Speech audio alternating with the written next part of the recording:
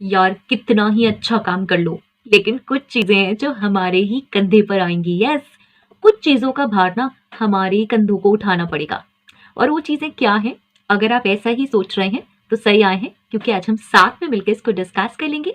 Hello everyone, this is Sugandha and you watching ready to get update and welcome back to my channel. और आज हम discuss करने वाले हैं ऐसी कुछ चीजें, यस, 3 चीजें ऐसी जिसके लिए हमें रिस्पॉन्सिबल ठहराया ही जाएगा। यस, मतलब अगर हमारा उसमें कुछ खास रोल नहीं भी है ना, तो भी यही कहा जाएगा कि ये काम एचआर नहीं किया होगा। तो वो 3 चीजें कौन सी हैं? बिना टाइम वेस्ट करे चलते हैं। और सबसे पहली चीज है क्या? Not fit candidate. यस, कोई एम्प्लॉय है जिसको हम रिक्रूटमेंट प्रोसेस के थ्रू लाए, हमने उसे हायर किया, सारे प्रोसेसेस फॉलो किए, इंटरव्यू हुआ, शॉर्टलिस्टिंग हुई, उसके बाद अप्रूवल्स हुए, एम्प्लॉय आया, ऑन बोर्डिंग हुई, ट्रेनिंग हुई, कुछ दिन बाद ही उस कैंडिडेट में कुछ प्रॉब्लम हो गई। मतलब कैंडिडेट उतना अच्छा नहीं निकला। बहुत ऑब्वियस है कि हमने सारे स्टेजेस से उसे क्रॉस किया, लेकिन कहीं ना कहीं कुछ लैक रह गया। और वो सिर्फ हमारे पार्ट पे नहीं है, वो सब स्टेजेस के पार्ट पे है। क्योंकि क्या हुआ, हमने उसको स्क्रीनिंग कॉल दी, तो स्क्रीनिंग में एचआरस में अलग अलग टीम है, अलग अलग लोग हैं, वो काम कर रहे हैं। हायरिंग मैनेजर ने इंटरव्यू लिया, उसके बाद उसका अप्रूवल हुआ। किससे? सीनियर प्रोफेशनल से। मतलब कई सारे राउंड हुए, टेक्निकल राउंड हुआ, नॉर्मल एचआर राउंड हुआ, और बहुत सारे लोगों के सामने वो कैंडिडेट आया, और फाइनली सबके अप्रूवल होने के बाद वो कैंडिडेट हायर हुआ। लेकिन क्या हुआ, कुछ दिन में वो कैंडिडेट अच्छा नहीं निकला। तो क्या होगा? यार एचआर ने किया ये हायर कैंडिडेट। यस, यही होगा। आप लड़ते रहिए, आप किसी को कुछ भी बताते रहिए, कहते रहिए, कोई नहीं मानेगा। कहेंगे यार ये एम्प्लॉयज हायर हो रहे हैं एचआर से, देखो कैसा आया है कैंडिडेट। बहुत ही नॉर्मल स्टेटमेंट है जो आपको सुनने को मिलेगा, तो यूज टू हो जाइए। यहाँ पे मैं इनके सोल्यूशंस भी दूंगी कि इन चीजों से हम कैसे निकल सकते हैं। तो चलिए इसका सोल्यूशन भी डिस्कस कर लेते हैं। और एक रिक्वेस्ट मैं करूंगी कि अगर आपके पास भी इन सब चीजों के कोई सोल्यूशंस है ना, तो मुझे भी जरूर बताएं कमेंट सेक्शन में। और लोग भी हेल्पफुल होंगे और मैं भी हेल्पफुल होंगी कि इसके और ऑल्टरनेटिव वेज क्या हो सकते हैं। तो सबसे पहला तो भैया ये जो नॉट फिट कैंडिडेट वाला केस है ना, और अगर आपसे ये बात कोई कहता है तो आप सीधा सीधा यही कहिए कि आपने अप्रूवल्स के बाद ही ये किया है, and you were not the sole person to hire this candidate. Yes, आप बिल्कुल कह सकते हैं, इसमें कोई प्रॉब्लम नहीं है कि खाली मैं नहीं हूं, मेरे उस पर ठीकरा मत फोड़ो खाली। ये तो मैं लैंग्वेज ऐसे ही आपसे यूज कर रही हूँ, प्रोफेशनल लैंग्वेज नहीं है। अगर आपको किसी को आंसर करना है तो आपके पास पहले आपकी चीजें पूरी होनी चाहिए। तो हमें प्रॉपर रिक्रूटमेंट प्रोसेस से जाना है, सारे अप्रूवल्स का ध्यान रखना है, सारे डॉक्यूमेंट्स का ध्यान रखना है, सारे अप्रूवल्स हमें प्रॉपर डॉक्यूमेंट करने हैं। हर जगह हमें जो मेल्स करनी है, जो अप्रूवल्स हैं, वो सब प्रॉपर रखनी है अपने साथ। क्योंकि बहुत बार ये ऐसा भी होता है कि यहाँ सिर्फ मैं बातों की बात कर रही हूँ कि किसी ने कमेंट कर दिया, टॉन्ट कर दिया, डिफरेंट है। लेकिन बहुत बार क्या होता है, सीनियर मैनेजमेंट के पास ये चीजें जाती हैं। जैसे कई कैंडिडेट ऐसे निकल गए, तो ये लगता है कि यार ये एचआर क्या हायरिंग कर रहे हैं, एचआर क्या कर रहे हैं। तो आपके पास अपने आप को प्रूफ करने के लिए, क्योंकि ऑब्वियसली आपसे पूछा जाएगा, अगर आपको के अगेंस्ट कोई एक्शन लिया जाता है तो आपसे ऑब्वियसली पूछा जाएगा, तो आपके पास सारे अप्रूवल, सारी चीजें होनी चाहिए। इसीलिए स्टेप फॉरवर्ड करने से पहले, हायरिंग करने से पहले सारे अप्रूवल्स अपने साथ रख लें और उसके बाद ही ये करें, राइट। अगर यहाँ पे जैसे छोटी ऑर्गेनाइजेशन है जहाँ ये होता है कि बहुत ही कम लोग हैं अप्रूवल्स देने वाले, वहां पे भी मैं यही रिक्वेस्ट करूंगी कि प्लीज रिटर्न में अप्रूवल जरूर लें। अगर वहां पे रिटर्न में ऐसा नहीं होता है कि बहुत दूर बैठे हुए हैं, अगर ओनर्स नहीं है, स्मॉल ऑर्गेनाइजेशन में स्पेशली जहाँ पे ज्यादा एचआर भी नहीं है और ज्यादा लोग नहीं है, वहां पे बचने के लिए एक बहुत अच्छा तरीका ये भी है कि आप सारी चीज प्रॉपर डॉक्यूमेंट करें।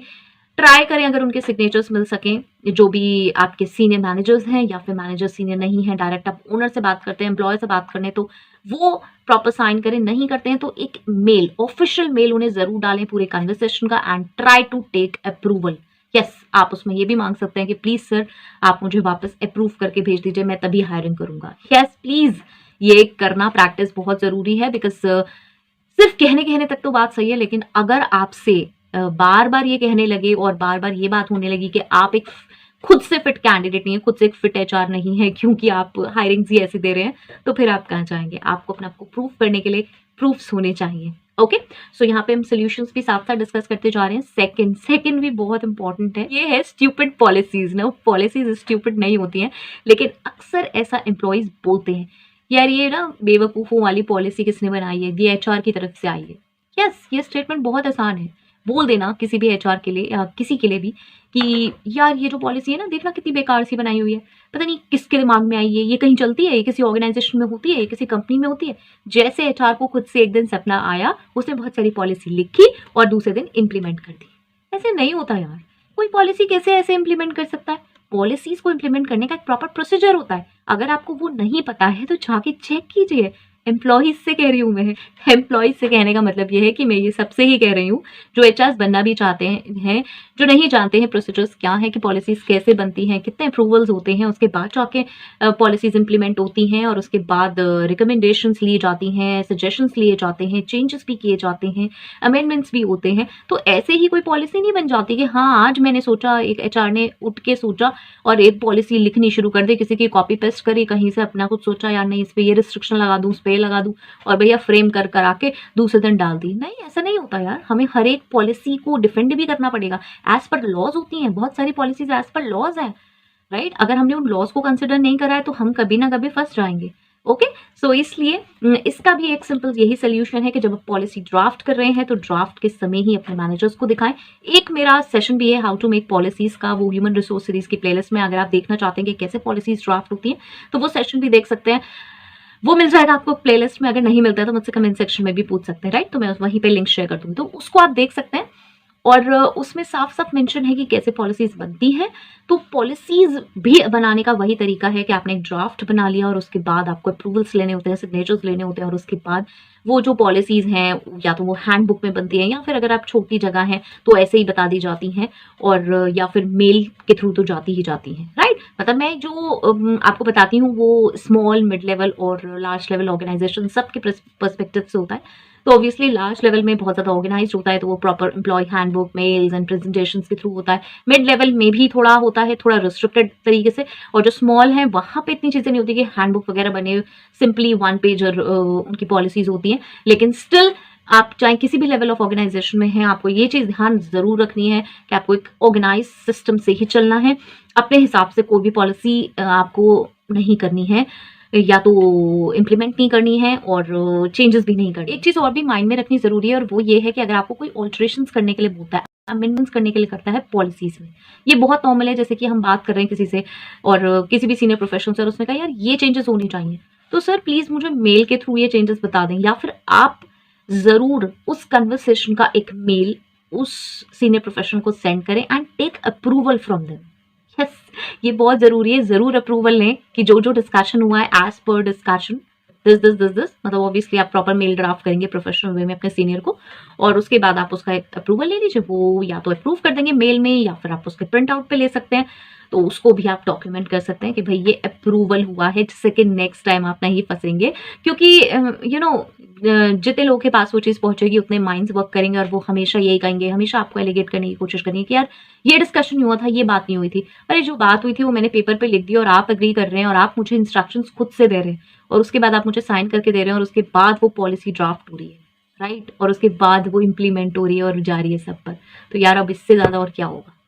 Next is third, and this is terminations. Yes, HR ने भगाया इसको। यार इसकी एचआर से बनती नहीं थी ना, यार इसकी जो फ्रेंड है ना उसकी एचआर से बनती नहीं थी ना, यार ये उस दिन इसने एचआर से ऐसे बोल दिया था ना, यार इसने इसलिए इसका टर्मिनेट तो पक्का था, या इसका टर्मिनेशन होना ही होना था, क्योंकि इसकी एचआर से ऐसे बात हो गई थी। अरे यार एचआर एक एम्प्लॉई है, पहले इसको ध्यान रखिए। ऐसे नहीं होता कि मतलब बच्चों की तरह कि हाँ इसकी से बात हो गई, उसने स्कूल में टीचर से बोल दिया और टीचर ने उसे डांट दिया, ये वाली कहानी नहीं होती यार। और एक बात ध्यान रखिए, अगर एचआर की किसी से कुछ प्रॉब्लम होती भी है तो पर्सनल चीजें साइड में रख के अपना काम करना पड़ता है। यस, ऐसे ही काम किया जाता है। पर्सन टू पर्सन डिफर हो सकता है, लेकिन एक एचआर को ये कह देना ये गलत है। पर्सन टू पर्सन तो हर ही प्रोफाइल में पर्सन डिफरेंट हो सकता है ना। मतलब एक एम्प्लॉई जैसे सॉफ्टवेयर इंजीनियर 5 हैं तो सबके अपने नेचर डिफरेंट हो सकते हैं, लेकिन हम ये तो नहीं कह सकते ना कि सॉफ्टवेयर इंजीनियर ही ऐसा होता है, या कोई फाइनेंस प्रोफेशनल ही ऐसा होता है, या मार्केटिंग प्रोफेशनल ही ऐसा होता है। तो ये टैग देना गलत है। पर्सन टू पर्सन हो सकता है डिफरेंट हो, लेकिन टर्मिनेशन जो है यार, किसी को कंपनी से निकालना ये इतनी आसान बात नहीं होती कि बस कुछ बात हो गई और मैंने कंपनी से बाहर निकाल दिया। नहीं, नॉर्म्स है वो फुलफिल करने पड़ेंगे, शो कॉज नोटिस देना पड़ेगा अगर टर्मिनेशन करना है। और टर्मिनेशन हायरिंग मैनेजर की तरफ से कुछ प्रॉब्लम आई, किसी कलीग की तरफ से कुछ प्रॉब्लम आई, बहुत बड़ा मैटर है, वो डिस्कस हो रहा है, उसकी कमेटी फॉर्म हुई, शो कॉज नोटिस दिए गए, एक्सप्लेनेशन दिया गया, उसके बाद कहीं जाके टर्मिनेशन हुआ। यस, और वो टर्मिनेशन मैंने थोड़ी कराया यार, मतलब एचआर ने थोड़ी करा दिया। तो just think before you say anything like this, किसी के लिए भी, ठीक है।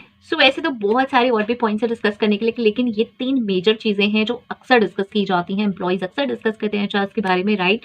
सो इसलिए ये बात हमें ध्यान रखनी चाहिए। नाउ ये टर्मिनेशंस का भी जो एक प्रोसेस है, मैंने इसी में आपको सॉल्यूशन दे दिया है कि हमारे पास सारी चीज़ें डॉक्यूमेंटेड होनी चाहिए। बेसिकली इन तीनों का ना एक ही सॉल्यूशन, और वो ये प्रॉपर डॉक्यूमेंट्स, प्रॉपर वर्क करना, प्रॉपर प्रोफेशनल रहना, प्रोफेशनली अपना काम करना। कोई फ्रेंडशिप्स नहीं होते और कोई फॉरगिव नहीं करेगा। सो इसलिए हमारा अपना काम पक्का होना चाहिए, प्रॉपर डॉक्यूमेंट्स, प्रॉपर अप्रूवल्स, सारी चीज़ें बिल्कुल प्रॉपर होनी चाहिए। बस यही इनके सॉल्यूशंस हैं। अगर हमारे पास ये सब कुछ है तो हमसे जब भी क्वेश्चन किया जाएगा, क्योंकि क्या होता है कि हम सोच रहे हैं ये टॉन्ट्स हैं, कमेंट्स हैं, लेकिन कई बार ऐसा होता है ऑर्गेनाइजेशन में कि ये बहुत ज़्यादा बढ़ जाते हैं, क्योंकि बहुत ज़्यादा ऐसी पार्टीज हो जाती है जो आपके अगेंस्ट होती हैं, और वो फिर कहीं ना कहीं धुआं उड़ उड़ के ना वो सीनियर्स के भी कानों में पहुंचता है, और फिर सीनियर्स का भी अगर कुछ आपके साथ प्रॉब्लम होता है कभी, या किसी और सीनियर का होता है, तो अब क्या होता है कि वो फिर ये सारी चीज़ों को टारगेट किया जाता है बार बार, और आपसे क्वेश्चनिंग की जाती है। तो चाहे आपके कलीग्स हो, एम्प्लॉयज़ हो, मैनेजर्स हो, ओनर्स हो, एम्प्लॉयर्स हो, कोई भी हो, हमारा काम पक्का होना चाहिए, राइट? और हमें सारे डिसीजंस प्रॉपर अप्रूवल पे ही लेने चाहिए। ऐसे नहीं होना चाहिए कि किसी ने मुझसे ऐसे ही उड़ते हुए कुछ बोल दिया, मैंने उसका वो इंस्ट्रक्शन लिया और डायरेक्ट इम्प्लीमेंट कर दिया जाके, नहीं। ओके, वैसे ऐसा बहुत पॉसिबल भी नहीं होता। छोटी जगह ऐसा हो जाता है कि ज़्यादा, क्योंकि लोग डॉक्यूमेंट टाइप की चीज़ों में इंटरेस्टेड नहीं होते, तो इसलिए ऐसा हो जाता है। लेकिन आप हमेशा से यही हैबिट डालिए कि अगर आप किसी स्मॉल ऑर्गेनाइजेशन में भी काम कर रहे हैं, तो कभी तो बिग ऑर्गेनाइजेशन में जाएंगे, लार्ज लेवल ऑर्गेनाइजेशन में जाएंगे, वहाँ पे कैसे काम करेंगे, राइट? सो इसलिए I hope so this was helpful, and please आप लोग भी मुझे भी कुछ सजेस्ट करें, जैसा कि मैंने कहा था। And till next video, all the very best, stay happy, stay safe, thanks for watching, bye bye.